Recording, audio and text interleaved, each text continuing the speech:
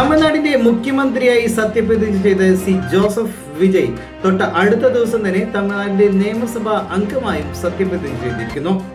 ടിവിക്ക് സർക്കാരിലെ മന്ത്രിമാരും സത്യപ്രതിജ്ഞ ചെയ്തിട്ടുണ്ട്. ഈ സമ്മേളനത്തിൽ പ്രതിപക്ഷ നേതാവായി ഉദയനിധി സ്റ്റാലിനും സത്യപ്രതിജ്ഞ ചെയ്തു.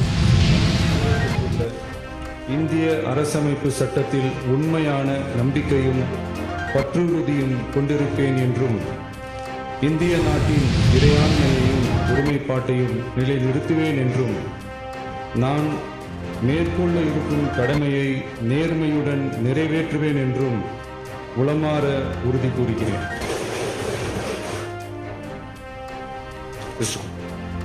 ഇന്ത്യ നാട്ടിൽ 17ാമത് തമിഴ്നാട് നിയമസഭയുടെ ആദ്യ സമ്മേളനത്തിനാണ് തുടക്കമായത്. പുതിയതായി തെരഞ്ഞെടുക്കപ്പെട്ട MLA-മാരുടെയും സത്യപ്രതിജ്ഞ ഉണ്ടായിരുന്നു.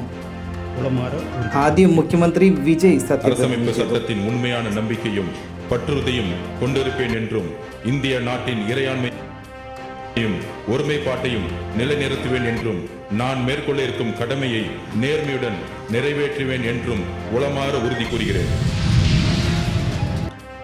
മുഖ്യമന്ത്രി അധികാരമേറ്റതിന് പിന്നാലെ സി ജോസഫ് വിജയ് മുൻ മുഖ്യമന്ത്രി MK സ്റ്റാലിന് നേരിട്ട് സന്ദർശിച്ചു. ചെന്നൈയിലെ സ്റ്റാലിന്റെ സ്വവസതിയിൽ വെച്ചായിരുന്നു ഇവർ കൂടിക്കാഴ്ച നടത്തിയത്. ഇരുവരും പരസ്പരം പൊന്നാടയണിയിച്ചു. വിജയ്ക്ക് ആശംസ നേർന്നു MK സ്റ്റാലിൻ. പ്രതിപക്ഷ നേതാവ് ഉദയനിധി സ്റ്റാലിനും തൊട്ടടുത്തുണ്ടായിരുന്നു. ഇതൊരു മര്യാദ സന്ദർശനമാണെന്ന് സർക്കാർ വൃത്തങ്ങൾ അറിയിച്ചു. നിയമസഭാ തെരഞ്ഞെടുപ്പിന് ശേഷം വിജയ് മുഖ്യമന്ത്രിയായി അധികാരം ഏറ്റതിനു ശേഷമുള്ള ഇരുവരുടെയും ആദ്യ കൂടിക്കാഴ്ചയാണിത്.